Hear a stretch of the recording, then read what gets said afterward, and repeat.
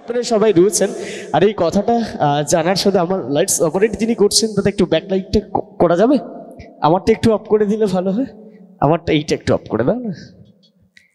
কেমন, thank you. Wow, অনেকেই রয়েছেন। যখন শুরু করি তখন এই আসরটা তখন তৈরি হয় না। আমি বলেছিলাম সঙ্গীতের আসর মানে কিছু সময়ের পরে আবার সুন্দর একটা ভরাট একটা পরিবার একটা তৈরি হবে, যেটা বুঝতে পারছি। তবে একটা কথা জানতে চাই, স্পেশালি মহিলারা, কাকিমা জেঠিমারা যারা রয়েছেন, বান্ধবীরা যারা রয়েছেন, আপনাদের কাছে ছোট একটা প্রশ্ন। যখন আপনারা বাড়িতে থাকেন আপনারা কেউ সিরিয়াল দেখেন? কতজন সিরিয়াল দেখেন একটু হাতগুলো দেখি তো। সিরিয়াল কতজন দেখেন দেখি?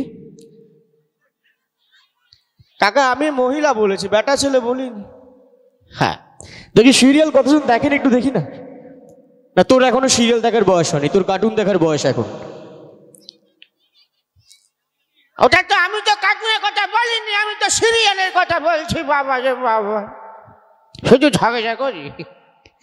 হ্যাঁ আচ্ছা, সিরিয়াল কেউ নেই? একটা হাত নেই, তার মানে কেউ আচ্ছা একটা হাত উঠেছে মাত্র, একজন সিরিয়াল দেখেন, বা কি ভালো। আচ্ছা এবার লাইটটা অফ করে দাও দাদা, এবার আমাকে দিদা। সত্যি কথা বলছি, আজকের এই আসরটার নাম কিসমত। এই যে পারফর্ম করি আপনাদের মতো প্রত্যেকটা দিন, আপনাদের মতো ভালোবাসার মানুষদের কাছে আমাদের পৌঁছে যেতে হয়। তবে একটা ভালো বিষয় বলি আপনাদের, আজকের এই কিসমতের মতো ভালো মানুষ, ভালো মহিলা আমরা খুব কমই দেখতে পাই। কারণ এতজন মহিলা মানুষরা রয়েছেন, মাত্র একজন সিরিয়াল দেখেন, আর কেউ সিরিয়াল দেখেন না। সত্যি আপনারা সবাই খুব ভালো, সংসারে কাজকর্মে মন দেন, সিরিয়াল টিরিয়াল দেখার এত সময় হয় না। সবাই আপনারা খুব ভালো মানুষ। যদি ভালো লাগে একটু হাতে তালি হবে না? আপনাদের ভালো বললাম, বাহ কি ভালো। হ্যাঁ এবারে দাদা বুঝবে, শেষ হয়নি, বাকি আছে। এই যে সত্যি কথা বলি, সত্যি আপনারা সবাই খুব ভালো। মাত্র একজন সিরিয়াল দেখেন, আর কেউ সিরিয়াল দেখেন না। খুব ভালো মানুষ, খুব ভালো মহিলা। তবে একটা মন থেকে আপনাদের জন্য একটা কথা বলি, এতজন মহিলারা রয়েছেন, মাত্র একজন সিরিয়াল দেখেন, আর কেউ সিরিয়াল দেখেন না। মন থেকে একটা কথা বলি, কিসমতের মতো ঢপবাজ মহিলা আমি আর কোথাও দেখিনি। আচ্ছা এইটা দেখো, ঢপবাজ বললাম, ওনারাই জোর করে হাতে তালিটা দিল। যাই হোক, ঘটনায় আসি। সিরিয়াল দেখা খারাপ নয়, সিরিয়াল দেখা ভালো। তবে হ্যাঁ, মাথায় রাখতে হবে, যদি বিপদ এড়িয়ে সিরিয়াল দেখা যায় তবে কিন্তু সিরিয়াল দেখা ভালো। সিরিয়াল দেখতে দেখতে কি কি বিপদ হতে পারে ছোট্ট করে বলি। আমাদের পাড়ার ঘটনা বলি। আমাদের পাড়ার একজন দাদা রয়েছেন মদনদা, আর সেই মদনদার একটা বউ রয়েছে, আর সেই বউয়ের একটা বাচ্চা রয়েছে, একদম ছোট বাচ্চা, কোলের বাচ্চা। বাচ্চাটাকে কোলে নিয়ে মদনদার বউ একটি সিরিয়াল দেখছে। আর এই সিরিয়াল দেখার সময় কি হয়, নানান রকমের ঝগড়াঝাটি হয়, মারামারি হয়। আর এই ঝগড়াঝাটি মারামারি দেখে ছোট বাচ্চাটা, কোলের বাচ্চা, হঠাৎ করে ভয় পেয়ে ঠিক কেঁদে ওঠেছে, ঠিক এইভাবে। ওরকম নয় গো কাকা, শিয়ালের মতো ছিল, ছোট বাচ্চার মতো কাঁদে।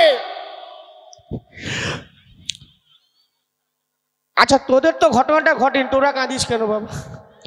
আচ্ছা ছোট বাচ্চা যেভাবে কাঁদে সেইভাবেই কাঁদে, যে যেরকম ভাবে কেঁদে যাবে এবার। আচ্ছা এবার কান্নার পালা বন্ধ।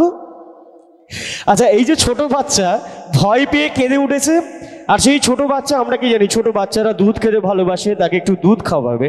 বৌদি পাশে একটা গোদলের বোতল ছিল, মাইপোস বোতল, বাচ্চাটা কোলে রয়েছে, বাচ্চাটাকে এইভাবে দুধ খাওয়াচ্ছে, আর এইভাবে ড্যাম ড্যাম করে সিরিয়াল দেখছে। বৌদি এত সিরিয়াল দেখার নেশা, বৌদি বুঝতে পারছে না গোদলের বোতলটা মুখে না ঢুকে নাকের ফুটোয় তেড়ে বেড়ে ঢুকে দিয়েছে।